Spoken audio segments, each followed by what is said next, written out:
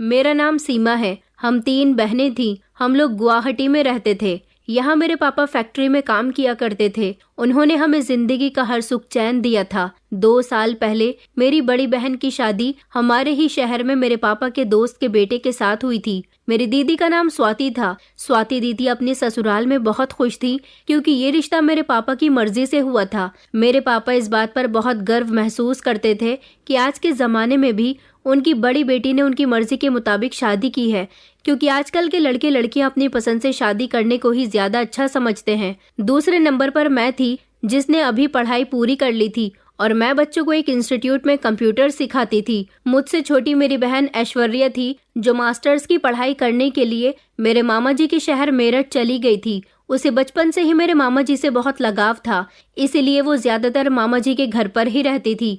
कभी कभी हमारे घर आया करती थी, लेकिन अब तो वो मास्टर्स कर रही थी, इसलिए अब काफी समय से यहाँ नहीं आई थी। जिंदगी बहुत अच्छी गुजर रही थी। इसी दौरान मेरी जिंदगी में एक लड़का शामिल हुआ। उस लड़के से मेरी मुलाकात मेरी एक दोस्त की शादी में हुई थी। जब वो लड़का वहां पर आया हुआ था, वो बार बार मुझे देख रहा था। मैंने कभी भी किसी लड़के से दोस्ती नहीं की थी, लेकिन मेरी बहुत सारी ऐसी लड़कियां दोस्त रह चुकी थी और अभी भी थी। उसका नाम आदर्श था। आदर्श ने जब मुझे शादी में देखा तो वो मेरा दीवाना हो गया था। वो भी अपने दोस्त की शादी में आया हुआ था।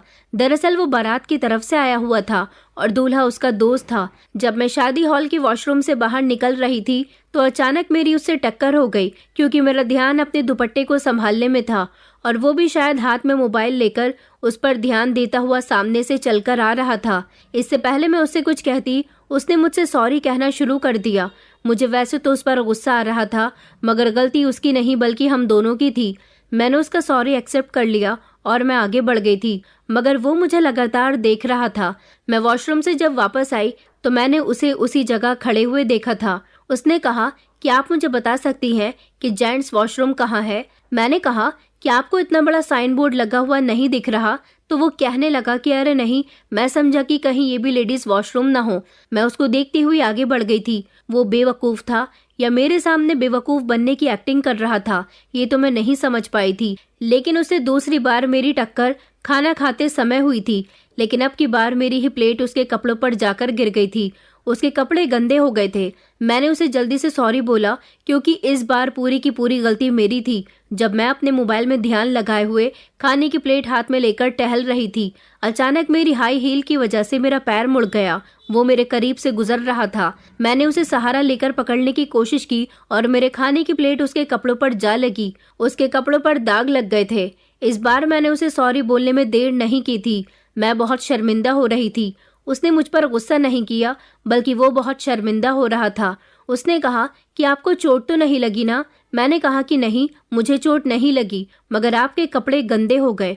वो हंसने लगा और कहने लगा कि कोई बात नहीं, मैं अभी जाकर अपने कपड़ों को साफ कर लेता हूँ। मैं उसके पीछे पीछे चली गई और उससे कहा कि लाइए, मैं साफ कर देती हूँ। मैंने अपना रुमाल पानी से गीला किया और जितना हो सका उसके कपड़ों से दाग साफ कर दिए, लेकिन फिर भी उसके कपड़ों पर पीलेपन के धब्बे नजर आ रहे थे। मैंने कहा कि मुझे माफ कर दीजिएगा, आपके कपड़े बहुत ज्यादा खराब हो गए। तो वो कहने लगा कि कोई बात नहीं, मैं यहाँ करीब में ही रहता हूँ, अभी जाकर कपड़े चेंज करके आ जाता हूँ। लेकिन काफी रात हो गई है, सोच रहा हूँ कि अब अपने घर ही चला जाऊँ। मैंने कहा कि आपने खाना खाया या नहीं? तो वो कहने लगा कि नहीं, मैंने तो खाना भी नहीं खाया, मुझे थकान हो रही है, अब मैं अपने घर जाऊंगा, कपड़े चेंज करके फिर आऊंगा। बस मन कर रहा है कि मैं अपने घर जाकर आराम करूं।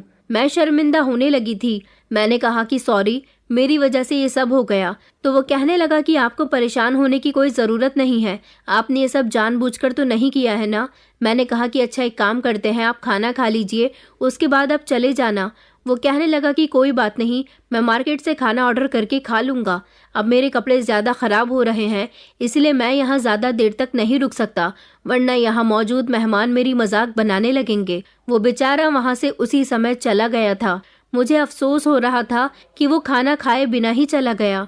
थोड़ी देर बाद मैं भी अपने घर को वापस आ गई थी। हमारे घर का काफ़ी खुला माहौल था। ऐसा नहीं था कि हमारे पापा ने हमें किसी कैद में रखा हो, मगर मेरे पापा हमसे फिर भी यही कहते थे कि मेरी दी हुई आज़ादी का तुम लोग कभी भी गलत फ़ायदा मत उठाना। उधर मेरी बहन मेरठ में मामा जी के घर ही रहती थी और उनके घर ही रहकर अपनी पढ़ाई पूरी कर रही थी। लेकिन ये बात तय हो गई थी कि उसकी शादी मेरे मम्मी पापा ही करेंगे। 2-3 दिन इसी तरह से गुजर गए थे जब फिर से मेरा सामना उस लड़के से हुआ। मैं बस स्टॉप पर खड़ी हुई अपनी बस के आने का इंतजार कर रही थी, क्योंकि मैं ज्यादातर इंस्टीट्यूट जाने के लिए बस का ही सफर करती थी। वो सड़क पर मुझे नजर आया तो अब की बार उसने मुझे आवाज लगाकर हाय बोला था। मैंने कहा आप? तो वो कहने लगा कि जी, क्या आप किसी और का इंतजार कर रही हो? मैंने कहा कि मैं बस का इंतजार कर रही हूँ, मुझे अपने इंस्टीट्यूट जाने में लेट हो रहा है, बस अभी तक नहीं आई। वो बाइक पर था। कहने लगा कि अगर आपको कोई प्रॉब्लम ना हो तो मैं आपको आपके इंस्टीट्यूट तक छोड़ सकता हूँ। मैंने कहा कि अरे नहीं नहीं, बस आती ही होगी, मैं चली जाऊंगी। मगर वो बहुत जिद करने लगा और कहने लगा उस दिन के लिए आप मुझे अभी भी शर्मिंदा लग रही हो, तो अपनी शर्मिंदगी दूर करने के लिए ही आप मेरा कहना मान लो, मुझे अच्छा लगेगा। अब उसके ज्यादा जिद करने पर मैं उसकी बाइक पर बैठ गई थी। मैंने देखा था कि वो बहुत खुश नजर आ रहा था और फिर उसके बाद उसने मुझे मेरे इंस्टीट्यूट ड्रॉप कर दिया था। वो कहने लगा कि आप यहाँ पर जॉब करती हो? यहाँ तो मेरा दोस्त भी जॉब करता है। मैंने कहा कि अच्छा, और फिर मैं मुस्कुराते हुए इंस्टीट्यूट के अंदर आ गई थी। वो मुझे जाते हुए बड़ी दूर तक देखता रहा था। अभी मैं उसको सिर्फ इतना ही जानती थी, लेकिन अब धीरे धीरे मेरा टकराव उससे बढ़ता ही जा रहा था। 2-3 दिन बाद फिर से मैंने उसे बस स्टॉप पर देखा। आज भी बस लेट थी और फिर वो मुझे इंस्टीट्यूट छोड़ने चला गया था और अब धीरे धीरे हम दोनों के बीच बातचीत शुरू हो गई थी। हम दोनों ने एक दूसरे से अपने अपने मोबाइल नंबर भी शेयर कर लिए थे। वैसे तो बातों बातों में पहले उसने ही मुझसे मेरा नंबर मांगा था। उसका नाम आदर्श था। हम दोनों एक दूसरे के साथ खूब बातें करने लगे थे। मुझे आदर्श का साथ बहुत पसंद आ रहा था। पहली पहली मोहब्बत का एहसास था, इसलिए मैं बहुत खुश रहने लगी थी। अभी आदर्श और मेरे बारे में किसी को कुछ नहीं पता था, क्योंकि हम दोनों ने अपनी मोहब्बत के बारे में अभी किसी को नहीं बताया था। हर रोज मुझे आदर्श बस स्टॉप ले जाता था और रात को मेरे घर से थोड़ी दूरी पर मुझे ड्रॉप कर दिया करता था। कुछ दिन इसी तरह से गुजर गए थे। एक दिन मेरे पास ऐश्वर्या की कॉल आई। ऐश्वर्या मुझे महीने में 1 या 2 बार कॉल कर लिया करती थी। वो गुस्सा हो रही थी। कहने लगी कि दीदी, आजकल आप भी तो मुझसे बात नहीं करती, आखिर आपको हो क्या गया है? अब मैं उसे क्या बताती कि मैं आदर्श के साथ ज्यादातर बिजी रहती थी। मैंने उससे कहा कि तुम घर कब आ रही हो? वो 1 हफ्ते के लिए गुवाहाटी आ रही थी। मैं ये खबर सुनकर खुश हुई थी। स्वाति दीदी ने कहा था कि वो भी हमारे घर तभी आएंगी जब ऐश्वर्या आएगी। स्वाति दीदी भी हमारे घर बहुत कम आया करती थी, लेकिन अब मुझे एक नई खबर सुनने को मिली थी। पापा ने मेरे लिए रिश्ते तलाश करने शुरू कर दिए थे। पापा का कहना था कि अब सीमा की शादी की उम्र हो गई है, मगर मैं तो आदर्श से प्यार करती थी, उसके अलावा किसी और से शादी कैसे कर सकती थी। मैंने फौरन ही कॉल करके आदर्श को इस बारे में बता दिया। आदर्श कहने लगा कि तुम्हारी शादी मेरे अलावा किसी से नहीं होगी। मैंने कहा तो फिर तुम मेरे घर रिश्ता भेज दो ना। वो कहने लगा कि मेरे माता पिता तो इस दुनिया में नहीं है, मैं खुद ही तुम्हारे घर रिश्ता लेकर आ जाऊंगा। मुझे उम्मीद थी कि जब आदर्श मेरे घर आकर मेरे मम्मी पापा से मेरा हाथ मांगेगा तो वो फौरन ही राजी हो जाएंगे। मजबूरन मुझे स्वाति दीदी को घर बुलाकर आदर्श के बारे में सब कुछ बताना पड़ गया था। स्वाति दीदी ये सब सुनकर बहुत हैरान हुई थी। उन्होंने कहा, ये तुमने क्या कर दिया? पापा ने तुमसे मना किया था ना कि उनके भरोसे को तोड़ने की कभी कोशिश मत करना। तुम जॉब करती हो, इसका मतलब ये नहीं कि तुम बाहर लड़कों से मिलो। मैंने कहा, दीदी मैं किसी लड़के से नहीं मिलती, मैं तो बस आदर्श से प्यार करने लगी हूँ और आदर्श के साथ कौन सा मैं भागकर शादी करने जा रही हूँ। आदर्श खुद इज्जत से यहाँ रिश्ता लेकर आएगा। दीदी ने कहा कि चलो अच्छा है, वो यहाँ अपने माता पिता को लेकर आ जाएगा तो शायद पापा तुम दोनों की शादी के लिए हाँ कर दे। मैंने दीदी को साफ साफ बता दिया था कि उसके माता पिता नहीं है और ना ही कोई बहन भाई है। उसका इस शहर में कोई रिश्तेदार भी नहीं रहता। वो किसी दूसरे शहर का रहने वाला है और डॉक्टर है, किसी अस्पताल में ड्यूटी करता है। यहाँ पर वो अपनी जॉब के सिलसिले में ही आया हुआ है, लेकिन उसका ड्रीम है कि वो अपना अलग क्लिनिक खोलना चाहता है। शादी के बाद वो मुझे अपने घर ले जाएगा और वहीं पर क्लिनिक खोलेगा। स्वाति दीदी ने जब सुना कि लड़का डॉक्टर है तो वो बहुत खुश हो गई थी। उन्होंने कहा, डॉक्टर है तो अच्छे पैसे कमाता होगा। अगले दिन दोपहर का समय था जब आदर्श हमारे घर मेरे मम्मी पापा से बात करने के लिए आया। मेरी मम्मी और दीदी को तो वो बहुत पसंद आया था, लेकिन पापा ने जब उसको अपने सामने देखा और तो और वो उनकी ही बेटी का हाथ मांगने के लिए अकेला आया था। ये सब देखकर मेरे पापा को बहुत गुस्सा भी आया था और वो हैरान भी हुए थे। उस समय तो पापा ने आदर्श से कह दिया था कि हम तुम्हें सोचकर जवाब दे देंगे, लेकिन उसके जाने के बाद पापा बहुत गुस्सा कर रहे थे। उन्होंने कहा कि मैं इस रिश्ते के लिए राजी नहीं हूँ। मम्मी कहने लगी कि आखिर इस लड़के में क्या परेशानी है, देखने का भी अच्छा है, पढ़ा लिखा है, डॉक्टर है। पापा कहने लगे कि तुम्हारा क्या मतलब है कि मैं किसी भी राह चलते के साथ अपनी बेटी की शादी कर दूं? इसका कोई परिवार नहीं है, कोई बैकग्राउंड नहीं है, हम इसके बारे में कुछ भी नहीं जानते। बेटियों की शादी इतनी आसानी से नहीं की जाती। मुझे पापा के इनकार करने की ये वजह बिल्कुल भी पसंद नहीं आई थी, क्योंकि ये कोई खास वजह नहीं थी। मैंने उसी समय हंगामा करना शुरू कर दिया। मैंने कहा, पापा मैं शादी करूंगी तो सिर्फ आदर्श से ही करूंगी, वरना सारी जिंदगी कंवारी बैठी रहूंगी। पापा ने कहा कि अच्छा तो ठीक है, बैठी रहो कंवारी, मगर मैं तुम्हारी शादी इस लड़के के साथ नहीं करवाऊंगा। जैसे तुम्हारी बहन की शादी की है देखभाल कर, इसी तरह से तुम्हारी भी शादी करूंगा। मैंने पापा से कहा, पापा दीदी अपनी ससुराल में खुश रहती हैं, वो उनका भाग्य है, मैं भी अपने ससुराल में खुश रहूंगी। आदर्श बहुत अच्छा लड़का है, उसकी सैलरी भी बहुत अच्छी है। मगर पापा तो कोई भी बात सुनने के लिए तैयार नहीं थे, लेकिन मैंने दीदी और मम्मी को अपनी तरफ कर लिया था।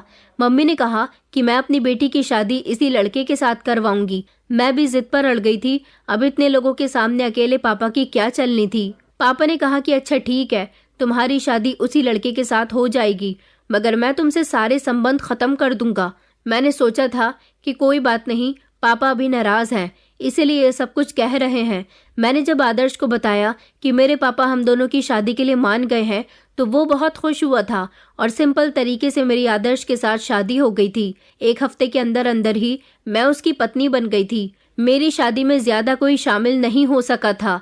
मेरे जीजू, मेरी दीदी, माँ और पापा, सिर्फ इतने ही लोग मौजूद थे। यहाँ तक कि ऐश्वर्या को भी हमने नहीं बुलाया था। ऐश्वर्या को जब ये सब पता चला तो वो बहुत नाराज हुई थी, लेकिन अभी उसके आने में बहुत समय था और अक्सर वो घर तभी आती थी जब उसके कॉलेज की छुट्टियां होती थी। उसके आने के चक्कर में अगर पापा का फैसला बदल जाता तो मैं क्या करती। वैसे भी मेरे पापा बड़ी मुश्किल से कोई फैसला करते थे। मेरी शादी तो आदर्श के साथ जैसे तैसे हो गई थी। मेरे पापा ने मुझे विदा भी कर दिया था, मगर घर से जाते समय उन्होंने कहा था कि कभी किसी मदद की ज़रूरत पड़े तो यहाँ कभी मत आना। मैं खामोशी से घर से निकल आई थी। आदर्श ने कुछ दिन तो मुझे अपने साथ यहाँ एक बड़े से घर में रखा था। आदर्श ने कहा था कि ये घर उसने किराए पर लिया है। मैं तो इस घर को देखकर चौंक गई थी। ये घर बहुत बड़ा था। मुझे तो उम्मीद ही नहीं हो रही थी कि इतना बड़ा घर आदर्श रेंट पर भी ले सकता है। इस घर को देखकर लगता था जैसे ये कोई घर नहीं बल्कि कोई होटल है। घर में पूरी तरह से साफ सफाई थी और 2 नौकरानियां भी थीं। आदर्श ने कहा था कि हम इस घर में सिर्फ 1 महीने रहेंगे, फिर जब मैं अपने घर तुम्हें ले जाऊंगा तो वहां जाकर मैं अपना क्लिनिक खोल लूंगा। मैंने आदर्श से पूछा, तुम्हारा घर कहाँ पर है? आदर्श ने मुझे बताया कि मेरा घर मेरठ में है, क्योंकि अभी मैं 3 महीने से ही तो आदर्श को जानती थी और शायद इन 3 महीनों में वो मुझसे प्यार मोहब्बत की बातें ज्यादा किया करता था, बल्कि उसने अपनी इन्फॉर्मेशन मुझे बहुत कम ही दी थी। मैंने जब सुना कि वो मेरठ में रहता है तो मुझे बहुत खुशी हुई थी। मैंने उसे बताया कि मेरे मामा जी का घर भी मेरठ में ही है और वहीं पर मेरी बहन भी रहती है। मैं आदर्श के साथ बहुत खुश थी। वो मेरी हर ख्वाहिश पूरी किया करता था, मुझे बिल्कुल भी कोई काम नहीं करने देता था। सुबह को वो हॉस्पिटल चला जाता था, जबकि शाम को जब वो घर आता तो मेरे लिए कोई ना कोई महंगा सा तोहफा लेकर आया करता था। 1 महीने बाद वो मुझे लेकर मेरठ चला गया था। यहाँ आने के बाद भी मैं इसका घर देखकर चौंक गई थी। इसका घर नहीं बल्कि ये तो बड़ा सा बंगला था। मैंने आदर्श से कहा, क्या ये तुम्हारा घर है? आदर्श कहने लगा कि हाँ, ये मेरा ही घर है। मेरे दिमाग में अचानक से ना जाने क्यों एक सवाल पैदा हुआ था जो मैं आदर्श से करना चाहती थी, मगर उस समय उसकी खुशी देखकर नहीं कर सकी थी। वो सवाल ये था कि ये आदर्श का इतना बड़ा बंगला था और उधर गुवाहाटी में उसने मुझे बड़े से घर में रखा हुआ था। अगर उसके पास किसी चीज़ की कोई कमी नहीं थी तो फिर उसे नौकरी करने की क्या ज़रूरत थी? वो क्यों गुवाहाटी अस्पताल में जॉब करने के लिए गया था? उस समय मैं खामोश रही थी, लेकिन कुछ दिनों बाद मैंने बातों ही बातों में जब आदर्श से ये बात पूछी तो आदर्श ने मेरी बात को ध्यान से नहीं सुना था। ऐसा लग रहा था जैसे वो मेरी बात इग्नोर करने की कोशिश कर रहा है। कुछ दिन मैं इसी तरह से आदर्श के साथ रहती रही। मैं बहुत खुश थी। वो मेरी हर ख्वाहिश को पूरी किया करता था। उसने घर में मेरे लिए हर तरह की आसानियां मौजूद की हुई थी। उसकी बड़ी सी गाड़ी भी थी। मैं यही सोचती थी कि जब उसके पास ये सब कुछ है तो उसे कोई बहुत बड़ा बिजनेसमैन होना चाहिए था, या फिर उसे अपना अलग क्लिनिक खोलने की या अस्पताल में जॉब करने की क्या ज़रूरत है, बल्कि उसका तो खुद का अपना अस्पताल होना चाहिए था। और वो मेरी बातों का जवाब मुझे सही तरीके से क्यों नहीं देता था। यहाँ आने के बाद मैंने आदर्श के अंदर बहुत सारे चेंजेस महसूस किए थे। वो ये थे कि जितनी मोहब्बत वो मुझसे गुवाहाटी में किया करता था, उतनी मोहब्बत मुझसे यहाँ रहकर नहीं कर रहा था। ज्यादातर वो यहाँ बिजी रहता था। मैंने उससे पूछा कि आखिर तुम कहाँ बिजी रहते हो, घर में भी बहुत कम रुकते हो। वो कहने लगा कि मैं अपना क्लिनिक खोलने में बिजी हूँ, अब तुम देखना मेरे पास बहुत सारे पेशेंट आया करेंगे। मैंने कहा कि ये तो बहुत अच्छी बात है। अब मेरा पति अपने क्लिनिक पे पेशेंट को देखने लगा था। मेरे पति ने क्लिनिक कहाँ खोला था ये तो उन्होंने मुझे नहीं बताया था, और ना ही वो मुझे अपने साथ लेकर जाते थे। मैं सारा दिन अकेली घर में बोर होती रहती थी, इसलिए मैंने एक दिन सोचा कि मैं ऐश्वर्या से बात करती हूँ, उसे बताती हूँ कि मैं यहाँ मेरठ में ही आई हुई हूँ। जब मैंने ऐश्वर्या को कॉल करके ये बताया तो वो बहुत खुश हुई थी। मैंने उसे मिलने के लिए कहा तो ऐश्वर्या कहने लगी कि मैं तो बहुत बिजी हूँ, तुम्हारे घर पर नहीं आ सकती, क्योंकि तुम्हारा घर यहाँ से 1 घंटे की दूरी पर है। अगर तुम फ्री हो तो तुम ही यहाँ पर आ जाओ। मैंने फ़ोन करके आदर्श को बता दिया था मैं अपनी बहन से मिलने के लिए जा रही हूँ। उन्होंने मुझे परमिशन भी दे दी थी।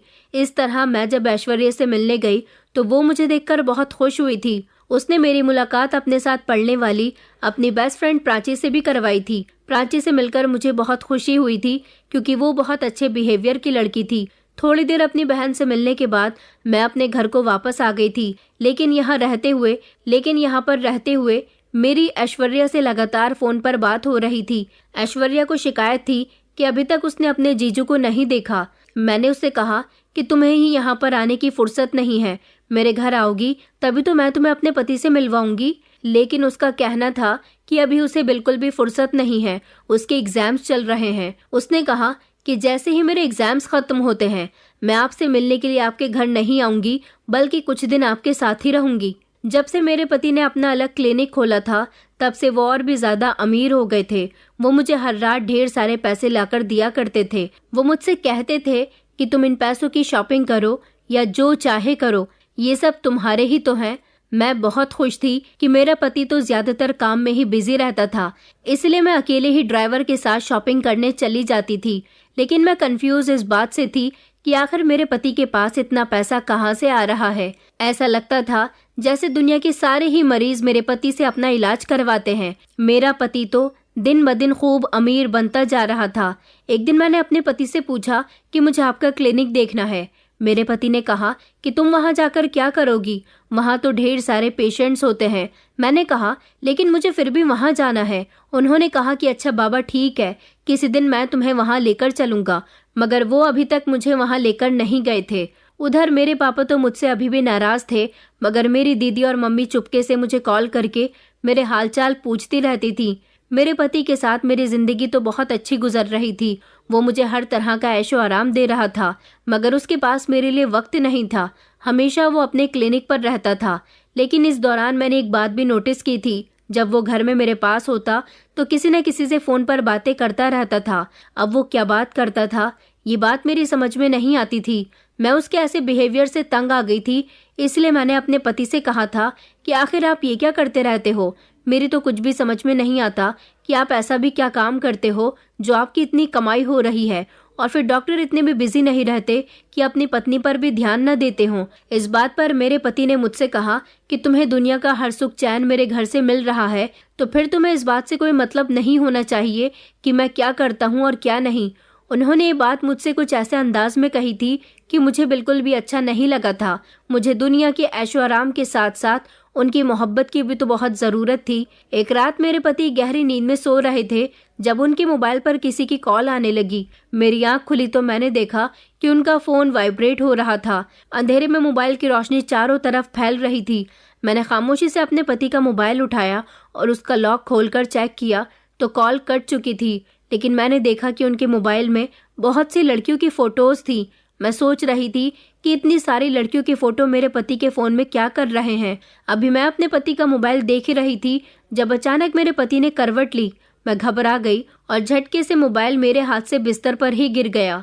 मैंने खामोशी से मोबाइल को बंद किया और अपने पति के पास ही रख दिया था, मगर मैं सारी रात फोटो के बारे में ही सोचती रही थी। जब से मैं यहाँ आई थी मुझे कहीं आने जाने की फुर्सत नहीं मिलती थी, मगर अब मैंने सोच लिया था कि मैं अपनी बहन से मिलने के लिए रोज जाया करूंगी। एक दिन ऐश्वर्या मुझसे जिद करने लगी कि जीजू को जरूर लेकर आना।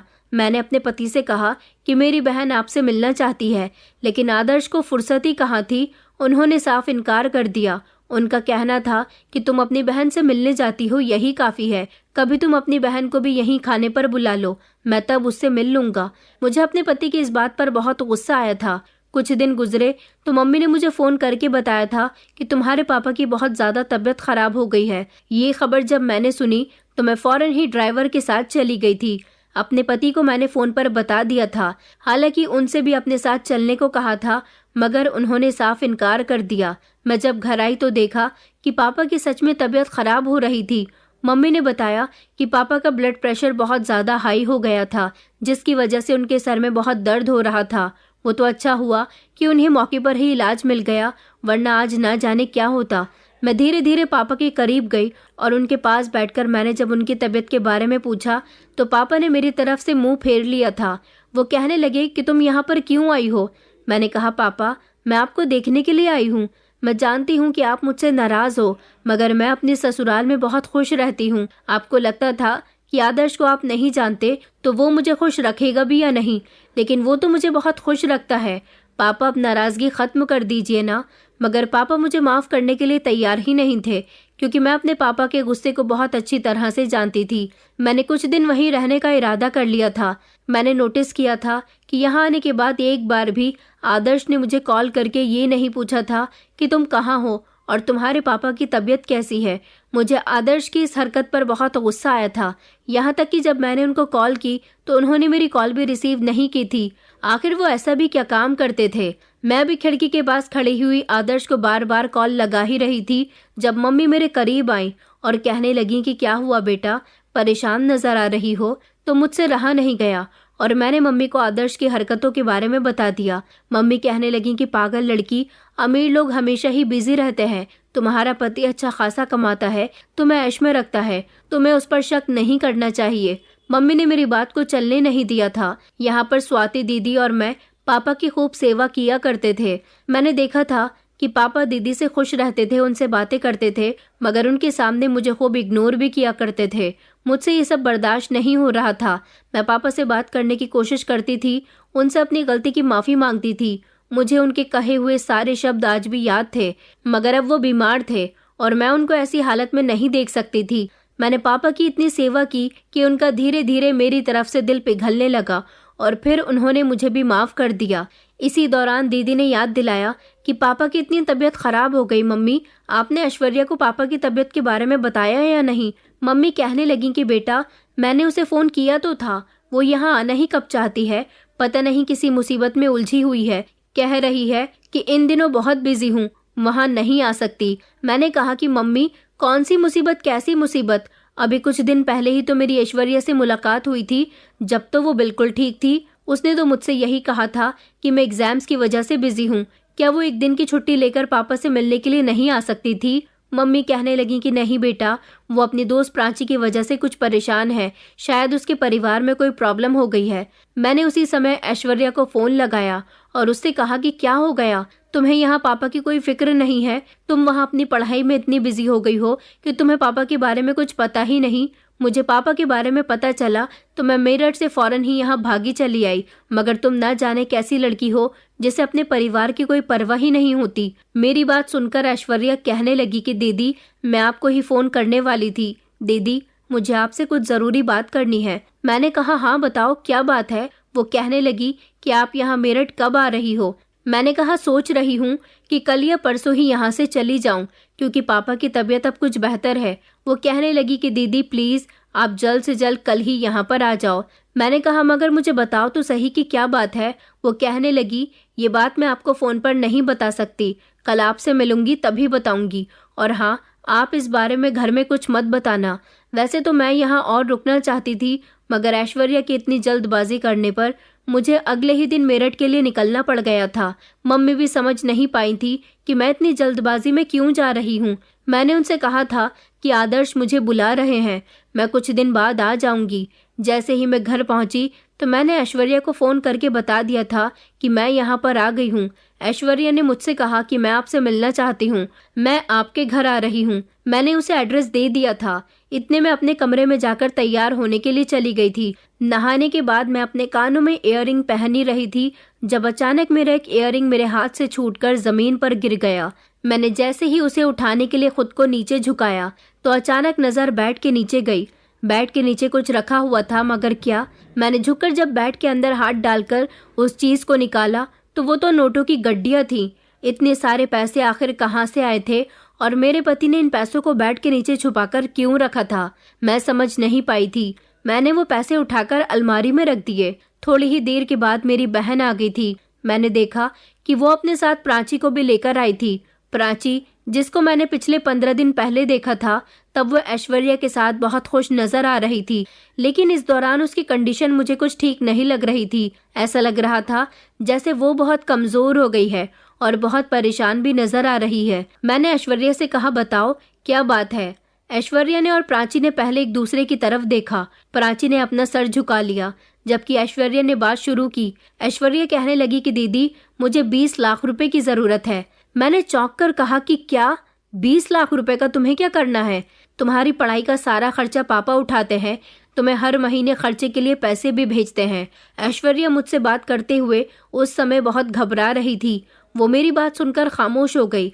मैंने कहा, बताओ ना, तुम्हें 20 लाख रुपए की क्या जरूरत पड़ गई? तो वो कहने लगी कि दीदी, बस आप ये मत पूछो, मुझे पैसे दे दो। आपके पास तो किसी चीज की कमी नहीं है, आपके लिए तो 20 लाख रुपए देना बहुत मामूली सी बात है।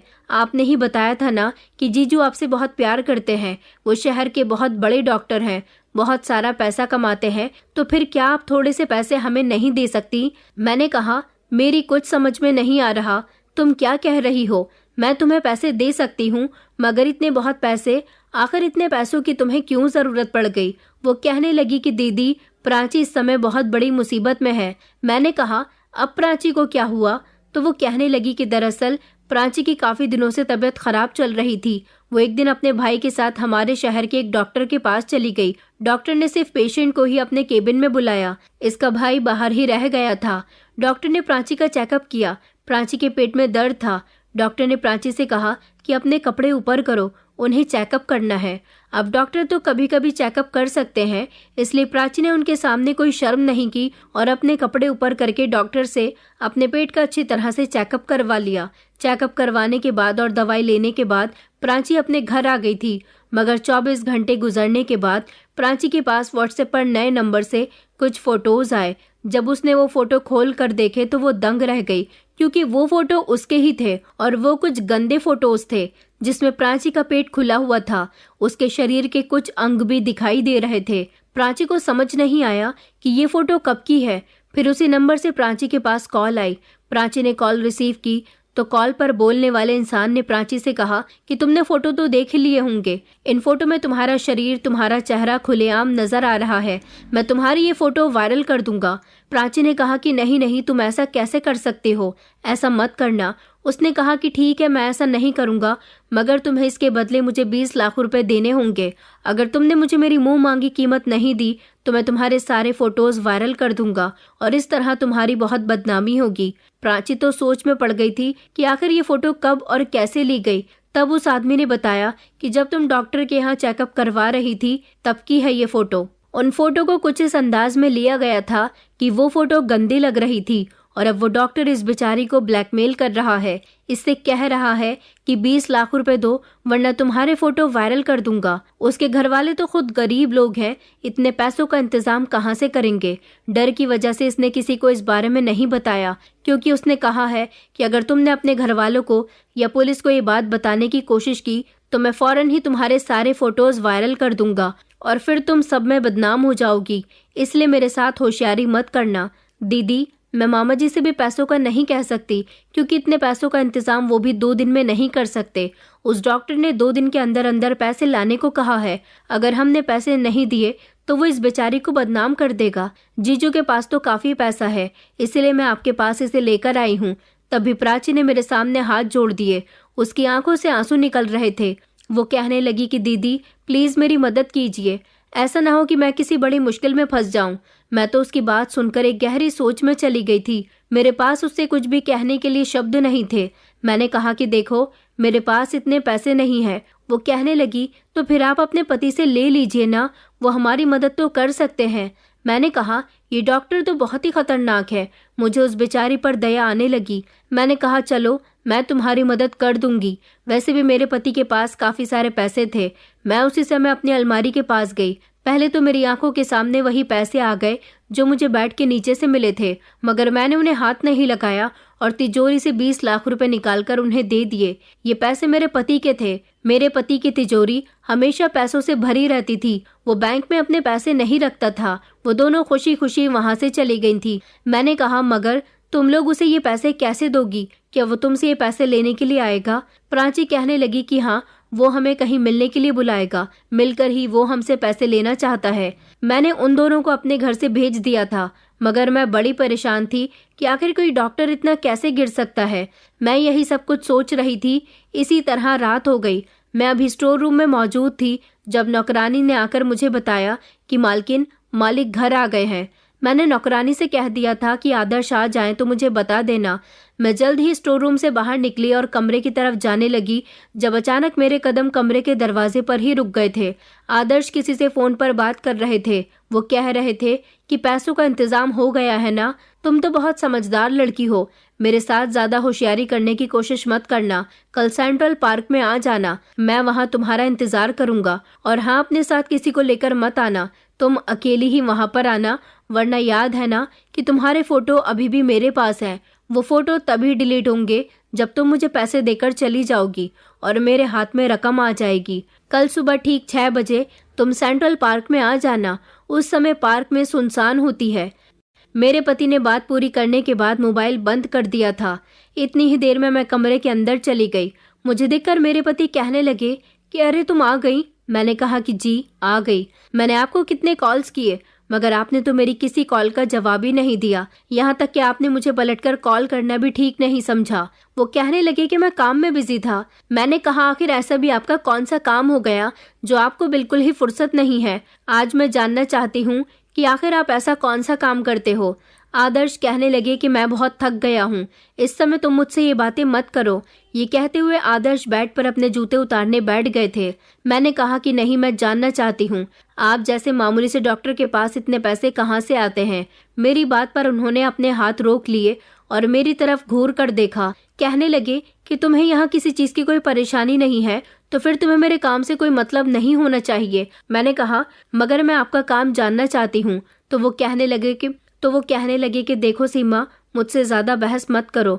मैं इस समय बहुत थक गया हूँ, सुबह मुझे जल्दी उठना है। मैंने कहा क्यों, सुबह आपको कहीं जाना है? तो कहने लगे कि हाँ, एक पेशेंट है, उसका ट्रीटमेंट चल रहा है, उसकी कंडीशन कुछ ठीक नहीं है, सुबह मुझे उसके पास ही जाना है। मैं खामोश हो गई थी क्योंकि अब धीरे धीरे मुझे अपने पति पर शक होने लगा था। क्या मेरा शक करना ठीक था?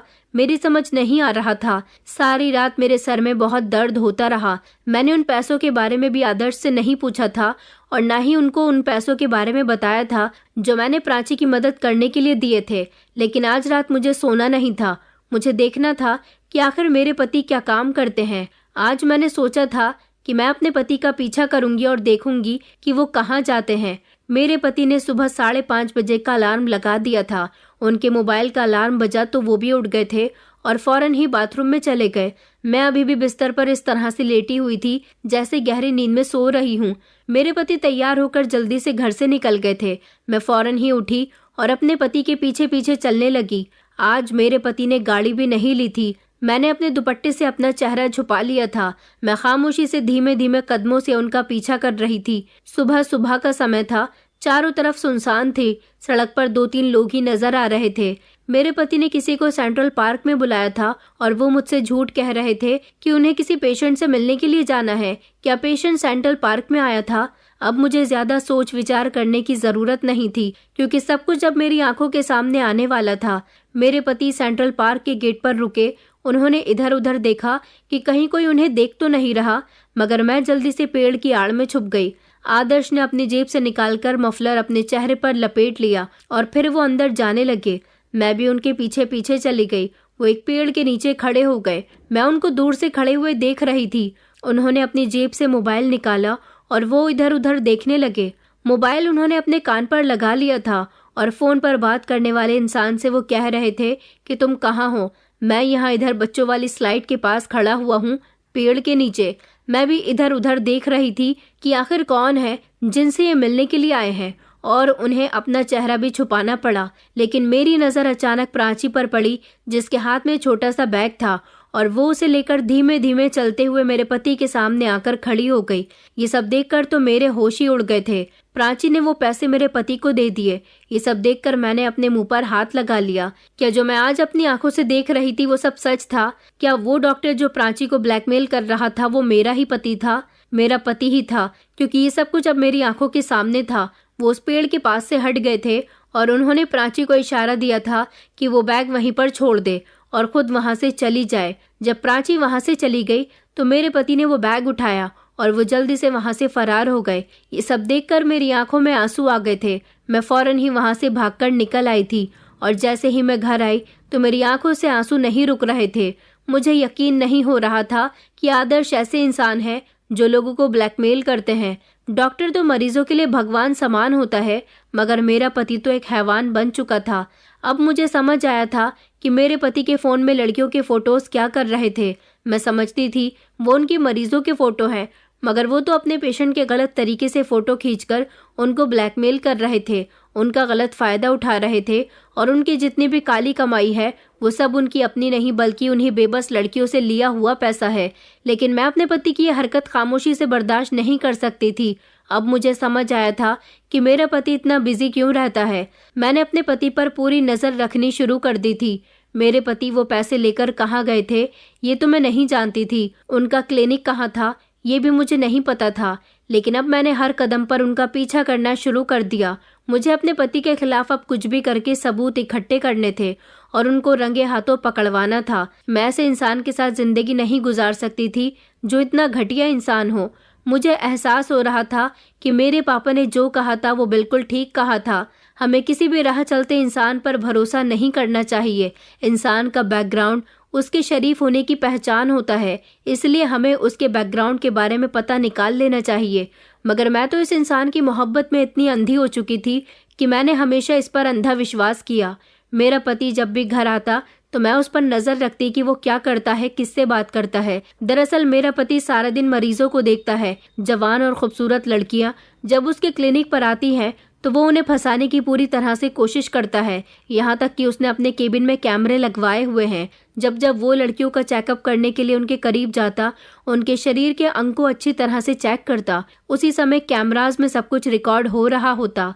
लड़कियों का नंबर उसे दवाई के पर्चे से ही मिल जाता, क्योंकि लड़की अगर पेशेंट होती है तो रिसेप्शन पर ही पर्चे पर उसका मोबाइल नंबर भी लिख दिया जाता है। मेरा पति बहुत चालाक था और बड़ी चालाकी से इस काम को अंजाम दे रहा था। मैंने ये सब कुछ प्राची और ऐश्वर्या को बताया। मैंने प्राची से माफ़ी मांगी कि तुम्हें ब्लैकमेल करने वाला इंसान कोई और नहीं बल्कि मेरा पति है। मैंने प्राची से कहा कि मेरे पति ने अब क्या कहा है, वो तुम्हारी फ़ोटो डिलीट कर देगा या नहीं। प्राची कहने लगी कि हाँ, उन्होंने फ़ोटो तो डिलीट कर दिए और पैसे लेने के बाद उन्होंने कोई कॉल भी नहीं किया। उसने मुझे शुक्रिया अदा किया कि आपकी वजह से मैं बहुत बड़ी मुश्किल से निकल आई हूँ। ऐश्वर्या कहने लगी कि दीदी, अब आपको जीजू की हकीकत पता चल गई है तो क्या करना है। मैंने कहा कि मैं अपने पति की हकीकत दुनिया के सामने लाना चाहती हूँ। मैं प्राची ही नहीं बल्कि प्राची जैसे उन सारी लड़कियों को बचाना चाहती हूँ जो मेरे पति की हरकतों का शिकार हो रही हैं। इस तरह मेरा पति बहुत पैसा कमा रहा है। उसका पैसा कमाने का ये बहुत गलत तरीका है। मैं उसे रोकना चाहती हूँ। ऐश्वर्या कहने लगी, मगर दीदी कैसे? मैंने कहा, तुम इस सब में मेरी मदद करोगी। ऐश्वर्या चौंक कर कहने लगी कि मैंने कहा कि हाँ तुम। मेरा पति तुम्हें नहीं जानता और अब जैसा मैं कहूँ तुम्हें वैसा ही करना होगा। ऐश्वर्या पेशेंट बनकर मेरे पति के क्लिनिक पर चली गई थी। वहाँ रिसेप्शन पर रिसेप्शनिस्ट ने जो इन्फॉर्मेशन मांगी वो सारी ही इन्फॉर्मेशन मेरी बहन ने दे दी थी। काउंटर पर फीस के पैसे भी जमा कर दिए थे और पर्ची पर मेरी बहन का नंबर भी नोट कर लिया गया था। मेरी बहन भी जवान और खूबसूरत लड़की थी। ऐश्वर्या मेरे पति के केबिन में गई तो मेरा पति उससे पूछने लगा कि आखिर आपको क्या परेशानी है। ऐश्वर्या ने कहा कि मेरी कमर में और पेट में बहुत दर्द है, तो वो उसे पर्दे के पीछे लेकर चला गया। उसने ऐश्वर्या से लेटने के लिए कहा। ऐश्वर्या लेट गई और उसने धीरे धीरे उसके पेट से कपड़े उठाने शुरू किए। वो मेरी बहन को अलग अलग जगह से छू भी रहा था। मेरी बहन से ये सब कुछ बर्दाश्त नहीं हो रहा था, मगर फिर भी उसे सब कुछ सहना था, क्योंकि हमें सबूत के साथ इस इंसान को पकड़ना था। उसने ऐश्वर्या के साथ जो करना था किया, मगर अब हम ऐश्वर्या के मोबाइल पर उसकी कॉल आने का इंतजार कर रहे थे। उसने मेरी बहन से 25 लाख रुपए की रकम मांगी थी, क्योंकि वो मेरी बहन के कपड़ों का अंदाज देखकर समझ गया था कि वो पढ़ी लिखी और किसी अमीर घर की लड़की है, क्योंकि मेरी बहन हमेशा से ही स्टैंडर्ड कपड़े पहनती थी। मेरी बहन ने उससे फोन पर बात करके नाटक किया कि उसकी फोटो वायरल ना करे, लेकिन आदर्श ने ऐश्वर्या से भी वही सब कुछ कहा जो प्राची से कहा था, और वो जो बाकी लड़कियों से कहा करता था। अब हम लोग पूरी तैयारी से थे। ऐश्वर्या को उसने रेलवे स्टेशन के पीछे वाले एरिया में बुलाया था। उस जगह अभी सुनसान रहती थी। अक्सर मेरा पति सुनसान वाले इलाकों में ही पैसे लेने जाता था, लेकिन इस बार हम उसकी पूरी प्लानिंग को बहुत अच्छी तरीके से जानते थे। जब मेरा पति वहां खड़ा हुआ, ऐश्वर्या के आने का इंतजार कर रहा था, और उसने ऐश्वर्या के आ जाने पर उसे पैसे रखकर जाने के लिए कहा, तो ऐश्वर्या वहां से जा चुकी थी। लेकिन जैसे ही मेरा पति वहां पहुंचा और उसने बैग को हाथ लगाया, फौरन ही मौके पर वहां पर पुलिस पहुंच गई थी और पुलिस ने उसे अरेस्ट कर लिया। सबसे पहले पुलिस ने उसका मोबाइल हिरासत में लिया था। आदर्श ने अभी भी अपना चेहरा छुपाया हुआ था। पुलिस ने जब उसके चेहरे से मफलर हटाया तो वो आदर्श ही था। आदर्श ये नहीं समझ पा रहा था कि उसके साथ ये सब कुछ कैसे और क्यों हुआ। मैं तभी उसके सामने आ गई। मेरी बहन और मेरी बहन की दोस्त प्राची, हम सब लोग भी उसके सामने आ गए थे। आदर्श हमें देखकर चौंक गया। वो कहने लगा कि सीमा, देखो, मुझे गलत मत समझना, ये सब कुछ मैंने तुम्हारे लिए किया, प्लीज मुझे पुलिस से बचा लो। मैंने कहा, मैंने ही पुलिस को बुलाया है और ये सब कुछ मेरी ही प्लानिंग थी। मैं जानती हूँ कि तुम इन दोनों लड़कियों को देखकर हैरान हो रहे हो। प्राची मेरी बहन की दोस्त है और ऐश्वर्या मेरी बहन है। तुमने इन दोनों को बहुत अच्छे तरीके से बेवकूफ़ बनाया।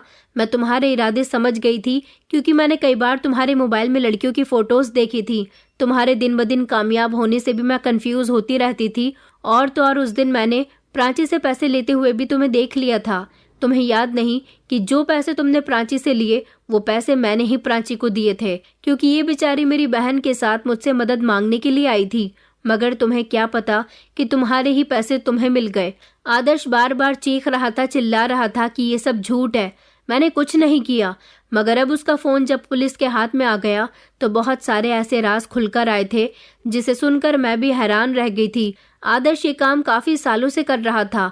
वो एक बहुत अच्छा डॉक्टर था।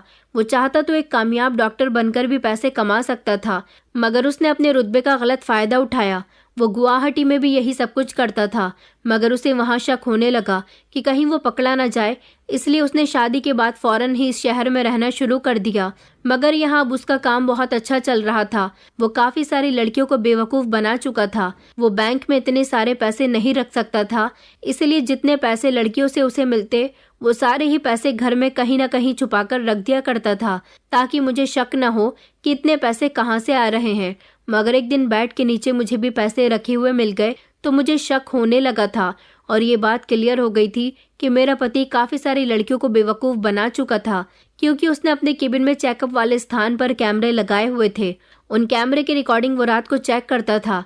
ये सारे ही काम वो अस्पताल में कर रहा था। अस्पताल में उसके साथ एक साथी भी मिला हुआ था जो इस सारी सिचुएशन को हैंडल करता था, क्योंकि पकड़े जाने के बाद पुलिस की पिटाई खाकर आदर्श ने सब कुछ कबूल कर लिया था। आदर्श ने मुझे शादी में देखा था और मैं उसे पसंद आ गई थी। बस तभी से वो मेरा दीवाना हो गया। उसने मुझसे तो शादी कर ली, लेकिन बाकी लड़कियों को ब्लैकमेल करके वो उनको पैसों के लिए मजबूर करने लगा।